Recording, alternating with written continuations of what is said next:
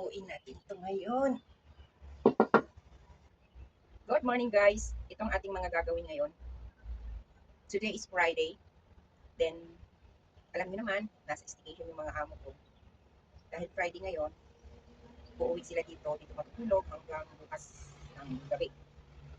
Ano, mainit, alas 7 pa lang ng umaga pero mainit na. So, ano tayo?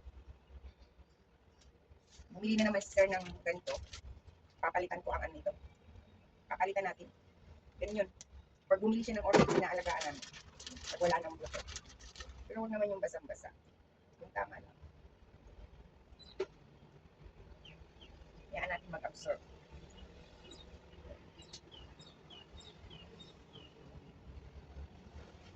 Kasi ang orchids guys, hindi nila kailangan ng maraming tubig.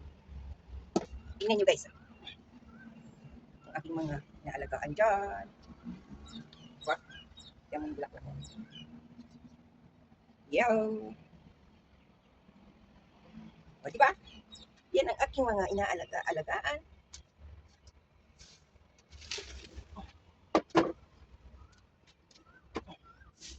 So ngayon, ito kasi guys, bigat. Ilalagay ko to lahat dito. Dito. Samahan nyo ko. Ating ko operahan. Mga dry na kasi yung roots niya. Yung hindi pa dry, itabi natin. Katulad ng ano, nang bumili nito, saka yung nag-aalaga. Dry din. O diba? Ang sakit ng likod ko ngayon, na-over sa aircon. Tapos may electric fan pa. Yung amo kong lalaki dito ang mahilig sa halaman. Lalagay natin yan dyan. Hindi naman natin kailangan tanggalin lahat. Tapos babalutin natin. Mamaya.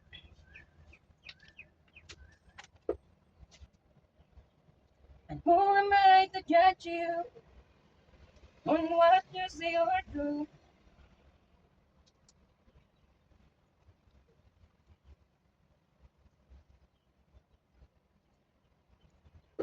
So yun guys, ilang araw na lang, babalik na yung kasama ko, tapos na yung 2 weeks niyang vacation sa Pilipinas.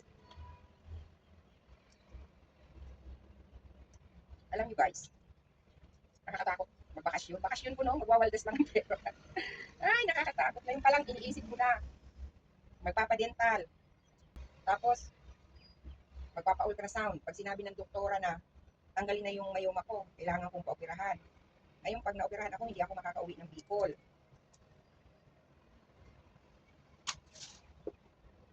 Hindi ko alam kung paano ko babadgetin yung isang buwan kong bakasyon. Pati yung pera, hindi ko alam kung paano babadgetin. Kasi katulad ngayon, katapusan, kailangan ko pang magpadala ng pera. Kasi walang kakainin sa Pilipinas, walang pambiling gamot. Ay, kung pwede pa nga lang umuwi na hindi nang magpapadala ng pera. So Lord. Tapos guys, gusto kong mag-Clark. Doon ang baba ko sa Clark. Kaya lang, nag-inquire na si ma'am sa airlines kahapon. Ang aga ng flight. Dalawa ang pwede kong pagpilian. Isang early morning na flight, alas 7 ng umaga. Pag yun ang kinuha ko, so kailangan alas 12 ng gabi, nandun ako sa airport, doon ako mag-stay. Tapos ang flight back, ang pabalik noon, ang alis ng aeroplano sa Clark, alas 10:30. So, ibataan ako. So, iniisip ko rin kasi alas 10, dapat 2 hours before nasa airport na ako, di ba? So, manggagaling ako ng Bataan, dapat aalis ako doon ng mga 5. Hindi natin alam ang traffic. Ayaw ko naman ng may maiistorbong tao. Wala naman akong budget sa mag-aartila na naman ng sasakyan. I hate that. Kung alas 5 ako manggagaling ng Bataan, siguro naman 8:30 nasa Clark na ako, no? Kasi alas 5 ng umaga, alas 5 naman ng umaga aalis doon, hindi naman matraffic pa yun. Siguro makakahabol pa. Gagamit pa to sa liwa. So yan guys, ang chika-chika-chika ko sa inyo.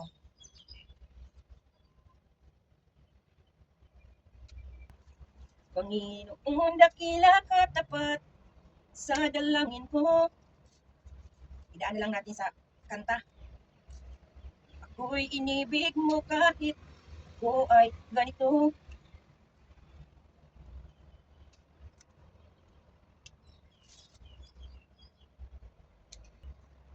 Alam niyo guys, yung mga halaman na yan, binibili pa yan ng amo ko sa sea or sa China. Kasi ang mura-mura daw doon. Tuwang-tuwa yun. Pag nauwi dito galing mag-golf, basta kami lang sasakyan. Namimili yung mga halaman. Tapos yung pangit ng halaman, tinatapon na namin. Ang ganito, mahal ito dito. Mga orchids, lalo't may bulaklak, ang mahal. Pero sa China daw, ang mura-mura.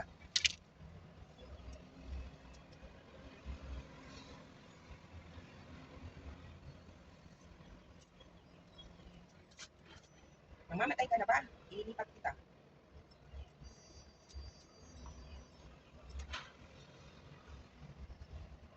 Kasi hindi naman pwedeng mag-cashew dyan lahat. Yung iba talaga dito ko ilalagay sa sali ko.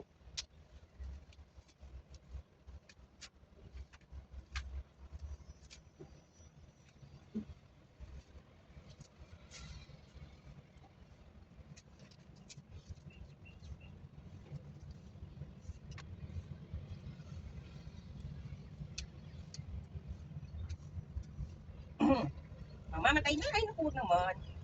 Yan.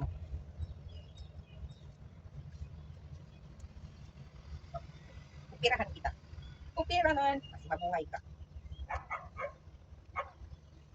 Sikapin natin mabuhay yan. But before that,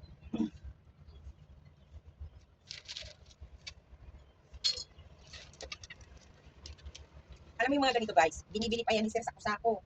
Kahit yung mga lupang ginagamit ko, binibili pa niya yan online.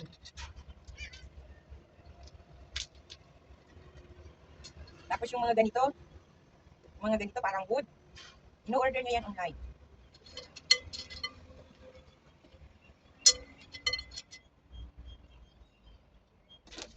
Hindi pwedeng masyadong malalim.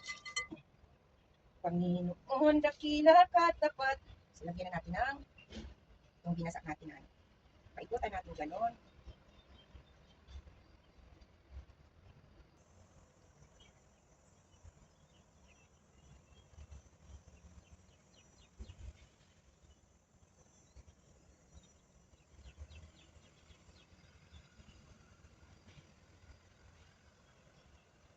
Hindi nabasa.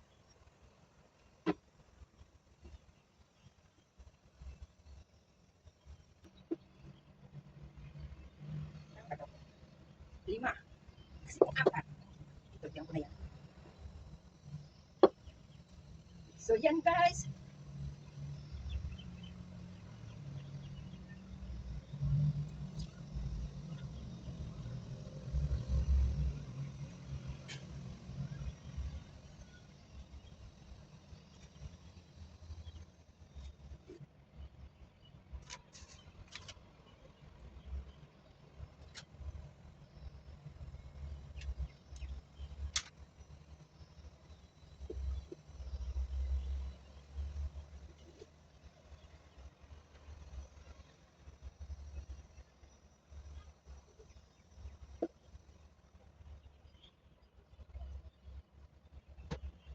Tapos pagbalik niya dito mamayang gabi, i-inspection yung kanya to.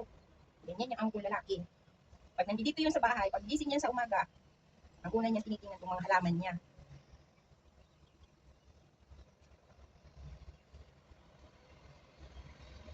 Punasan niya yung dahon. So yun guys, na-transfer na natin. Sana mabuhay naman kayo, mamulak na kayo, mamulak na kayo.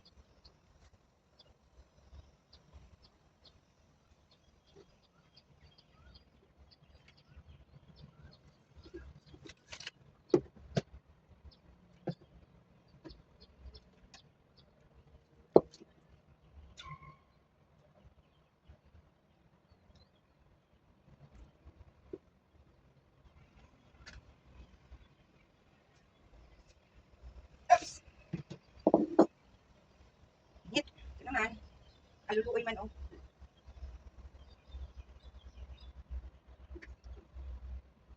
Pero ito oh, nabuhay din siya. Kasi sa totoo lang, lantang gulay na rin to. Ganito rin yan. Pero ito, nagsusumikap mabuhay. Ito mo, yung mga new roots na siya. Oh, kita nyo? Yung mga bago na siyang roots. Lalagyan natin ng mga bato-bato.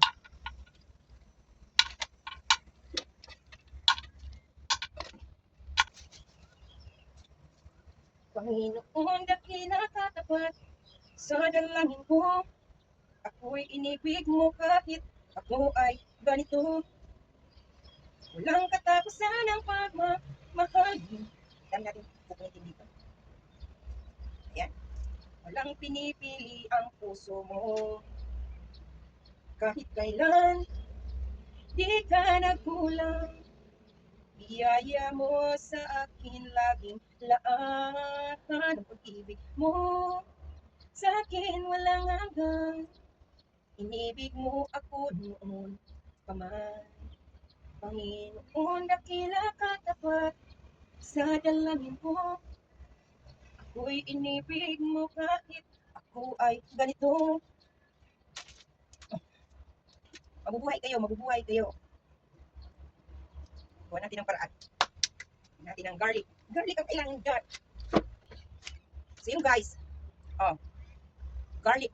Mismash ko lang. Kasi, ang garlic, nakakaalis siya ng mikrobyo. Dami kong nalalaman ano. Alam mo ba kung sino ang nagturo sa akin yan? Yung amo ko. Babad natin sandali dyan. Mga anti-fungal, anti-fungal.